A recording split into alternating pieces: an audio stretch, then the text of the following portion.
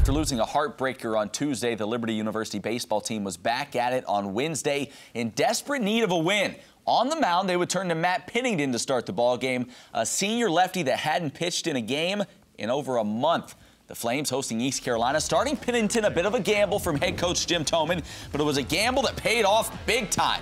The southpaw was dealing, throwing a career-best 7 shutout innings, striking out 5. The team has had so much trouble in midweek games, and Pennington put them on his shoulders and delivered a clutch performance. Meanwhile, while he was cruising, the East Carolina pitchers were not. They walked in a pair of runs in the second inning, and Liberty would tack on a couple more in the fourth as LU rolls to a much-needed 5-0 victory.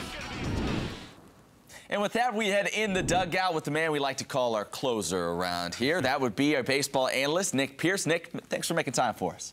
Hey, no blown saves here, Matt. Appreciate the time. And a great whip, we might add as well, Nick. Talk to us a little bit about the importance of this win on Wednesday by Liberty. And also, if you can't put into perspective the performance we saw from starting pitcher Matt Pennington.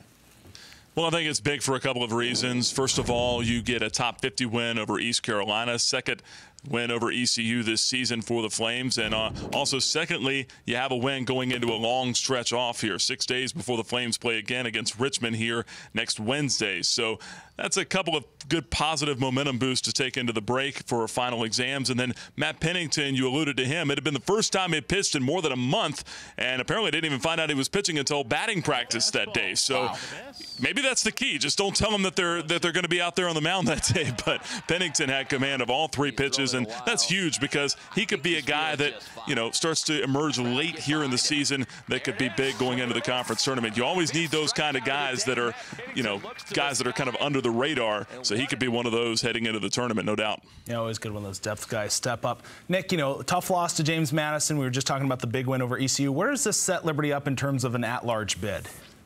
Well, the win over ECU gets them back inside the top 50. Checking the official NCAA RPI rankings today, the Flames come in at 48th. They were 53rd heading into that ECU game. So you look at the schedule, or you look at the RPI ranking and say, man, that's not very good. But then you look at the remaining schedule, and you've still got 3 games with Coastal Carolina, and you've got 1 game at Maryland. Those are both top 30 teams. And then you think about the fact that Coastal is going to Florida State this weekend for 3 games. They could be even larger at that point. So still some opportunities here. If the Flames get 2 to 3 of those, all of a sudden I think they're right back there in the mix, but certainly have to win some of these games here down the stretch, no doubt. Nick, you allude to the rest that this team is getting right now, getting more days off than they've had here in a while. How important do you think that is, and does this come at a right time as they gear up for the final stretch of the season? I think it does. I mean, at this point in the season, everyone's dealing with the grind of the year, and now guys can get a little bit of a physical break, not so much a mental break, obviously, with exams, but, you know, a little bit of time to kind of refresh and recharge the battery, so to speak. And after finals, it's all baseball. Guys don't have to worry about school anymore or classes. They can just come to the field and almost live like a minor leaguer for the next few weeks. So I think it definitely is a good thing. Nick, we hope you get a physical and mental break as well during this time. And we appreciate you stopping by once again, and we'll catch up with you next week. Yeah, I'll work on that. Thanks, Matt.